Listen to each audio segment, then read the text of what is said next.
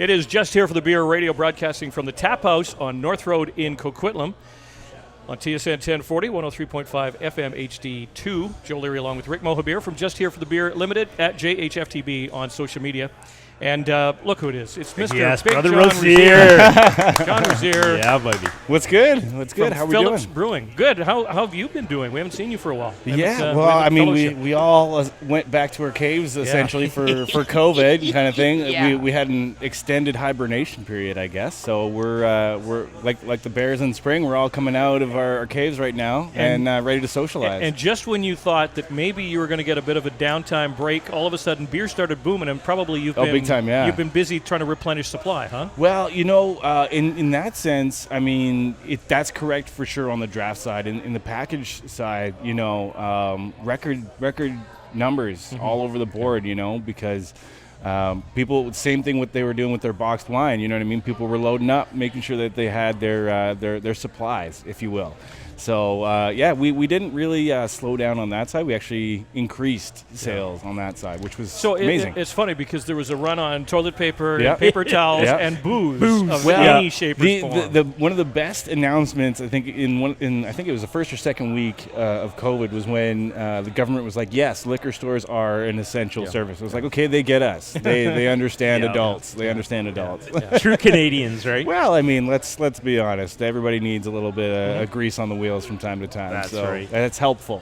Yeah, but it's interesting because my first concern for the brewing industry was that this is gonna have a serious impact. And again, if you weren't able to package your product, it did have a serious impact. It really did. But it, like many other businesses out there, to keep ourselves going, we had to get creative. We did. We weren't unlike other breweries that found ways to continue to provide beer to our community just through alternative means, right? Whether it be customers being able to drive up to the brewery and pick up beer with contactless payment, things like that, or if we were doing small deliveries to people in a certain area. So it was really like I said with many other companies, it was just getting creative with the restrictions that we were having to work within, because those were changing weekly. Weekly, what I mean? Exactly. I can't remember where I heard it. I think it was on like a sports talk radio show, but he was saying like every day seems like a week of life. Yeah. You know what I mean? So that's how we were approaching it. We were just kind of reacting to what was available for us to be able to do, So you guys, sorry, Joe, you guys pivoted pretty well though, right? With being able to, like you said, doing the curbside, but then on the other side, on the distilling side, you guys were able to take back some of that beer and create hand sanitizer, which was really needed by our community. 100%. Like I'm still learning the science behind that. Thankfully, we have a beer lab where they're able to go into that kind of stuff. But you're right. We were able to work with a lot of our draft partners in claiming back those kegs that were previously tapped, or beer that was going to expire during this time, and we found a way to transform that into hand sanitizer, and we were able to provide that to first responders as well as retirement communities and things like that. So we found a way to adjust to what was around us, what was needed at the time from the community, and a way to stay active and relevant. And on that side too, we were able to retain a lot of the people that would have otherwise lost a position, let's say in the tasting room. You know what I mean? With this added focus and adjustment to how we were catering, we were able to keep a good chunk of staff on. What I found was interesting, and to my surprise, it's tougher to get certified to sell sanitizer than to get a government listing in beer. I was surprised. He is Big John Rozier from Phillips Brewing and Malting Company, just here for the beer, broadcasting from the Taphouse on North Road in Coquitlam. So let's talk about beer. What was the big seller in the Phillips catalog during the lockdown? Well, I think for everybody, the focused brand essentially was whatever your mix pack was, because like the example I gave with the boxed wine, people wanted to make sure they had backup supply ready to go. So you know what I mean. It was things like Blue Buck of course was going to do really well, but the mixer packs, because it's not just buying maybe for yourself and what you're going to enjoy over the next couple of days, but it's buying for maybe yourself and your partner. You know what I mean? Maybe it's buying for the whole week, so you don't have to go visit the liquor store every single day. So those were the brands that did the best, was the mixer packs. But also, as the weather started to warm up, some of the brands that you know from us during the summer started to pop up as well. So Solaris, you know what I mean, Raspberry, Dino Sour, those are all brands that fortunately people already know. So as they started to see them appear in the liquor stores, you know what I mean, then they were starting to bring those home. So I would say, you know, for us, the brands that did the best was mixer packs and the summer brands. You know? And what do you see going forward? Again, I'm asking most brewers this because my theory is that if you were draft heavy, if you were keg heavy, you felt the effects of that from the lockdown. However, if you're packaged heavy, you didn't. You probably benefited from that. So going forward, do you think there might be less of an emphasis on draft and maybe more of an emphasis on bottled or canned product? It'll be really interesting because I think one of the unique things that, as a whole, the whole craft industry is going to have to deal with is it's such a unique summer.